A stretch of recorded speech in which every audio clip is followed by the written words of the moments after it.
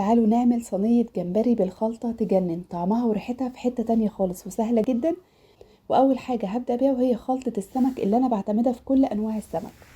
توم، ملح، كمون، كزبرة، شوية شطة صغيرين، معاهم كده شوية فلفل بقى احمر واصفر واخضر، ولو عايزينها سبايسي نضيف كمان فلفل حامي، وعليهم عصير ليمونتين 3 معلقتين خل.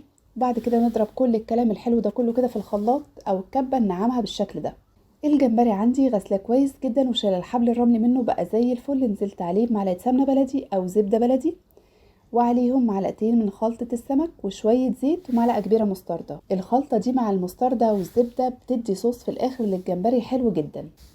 وننزل عليهم كمان بعصره ليمونه كده تعلي التست معانا، ونقلب كل الحاجات دي كده مع بعضها والجمبري. وننزل بقى بشويه بصل، جزر مبشور، كرفس، اي خضار عندنا بقى، طماطم، فلفل.